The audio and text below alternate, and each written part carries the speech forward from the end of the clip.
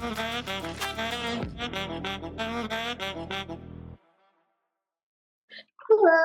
Hello. Hi, nice to meet you. And I'm the marketing specialist here at Pet Resource. And today we're here to come up with a marketing plan and a strategy to best connect with our new generation, Generation Z. And just to go over, this generation consists of individuals that are from 5 years old to 10 years old. And I've tailored the marketing strategies to the specific market. So just to go over, I've developed a little bit of a way that we can organize ourselves. I want to make sure. Are you able to see this? Okay, Yes. perfect. So let's get started. I just want to talk a little bit about the marketing plan and what is just the general nature of it before I get started into what it is. So marketing plans include the who, the what, the where, the when, and the why of what are your marketing strategies and how are you trying to inform the customer of specific promotions or specific activities that the business is exhibiting. And this includes the cost as well as the incorporation of the marketing mix, which includes the place, product, price, and promotion. And specifically, I wanted to focus on promotion because that is how we can really gain the attention of our market and our and the Generation Z. So within the marketing plan, there's a marketing strategy, right? There has to be a way that you're trying to tailor to your market. And that is what the concept of marketing strategies is. It's how are you connecting with the customer through your marketing efforts. And you can do this either through effective marketing, cognitive marketing, or even creative marketing based off of the hierarchy of the effects. And this involves, and we want to tailor our marketing strategies towards effective marketing. So what this means is try to tailor our marketing towards the emotions of our customers. And we can do this especially by providing experiences to our customers that they can have positive associations with our company to the products and just purchasing products from our company.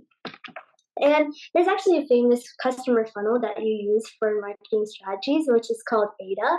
I like to use this a lot when I'm developing my marketing strategies because it really helps me understand how we can gain the attention of our customers.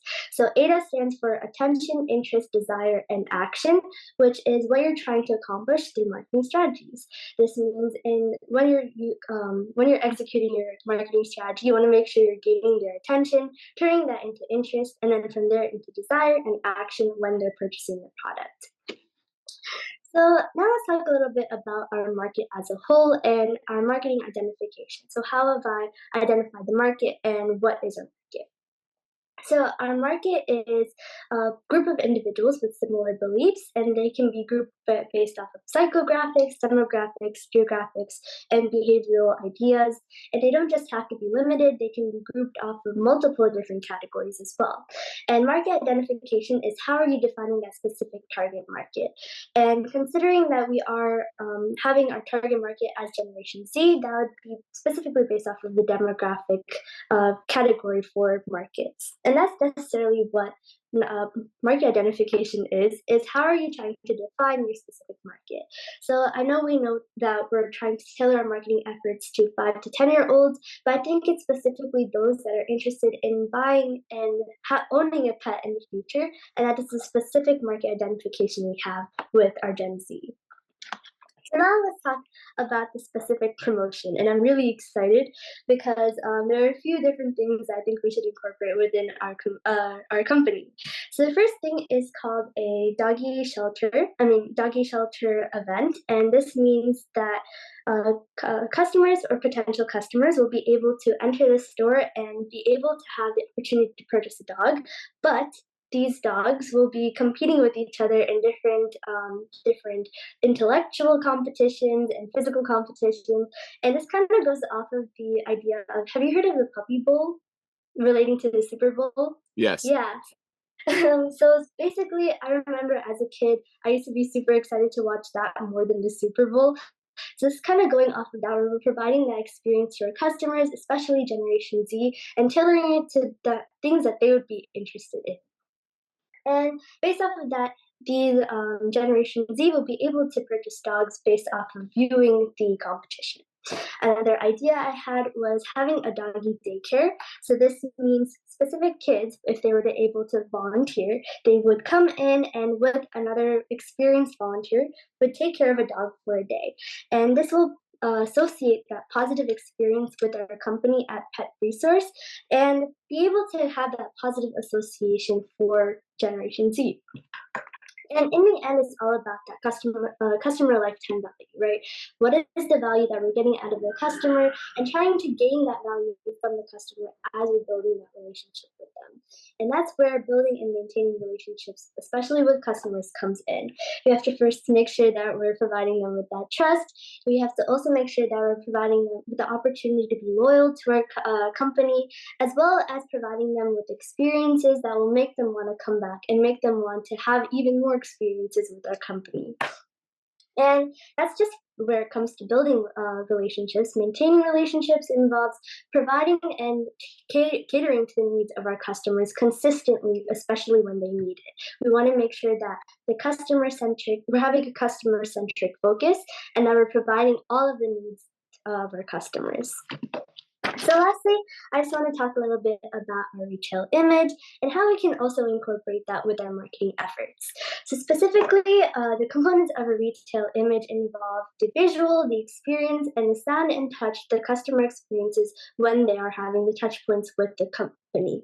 So touch points involve the specific interactions that the company has with the customer and how that really impacts the customer as a whole.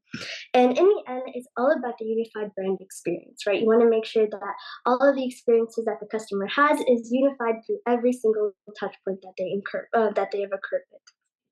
And I think it's really important that we also consider omni-channel retailing.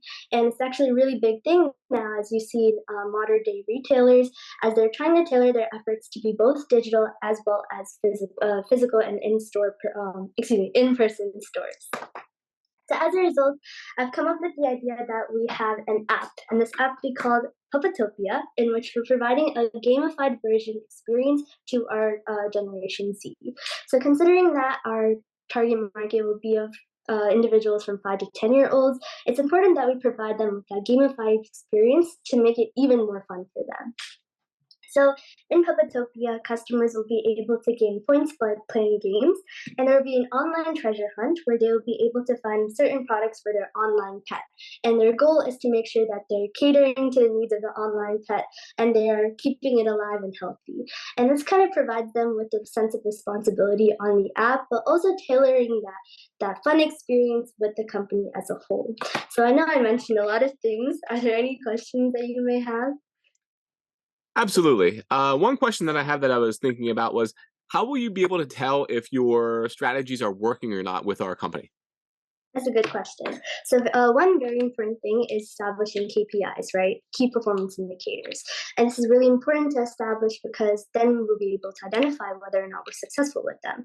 I think one specific way that we can do that is through our online and specifically social media marketing. We'll be able to understand the user interactiveness and be able to understand what is the engagement score of the media posts as well as how the posts that we're providing to our customers. I think by gaining that engagement score, we'll be able to identify whether or not we've met that key performance indicator. I'm sorry, I can't hear you.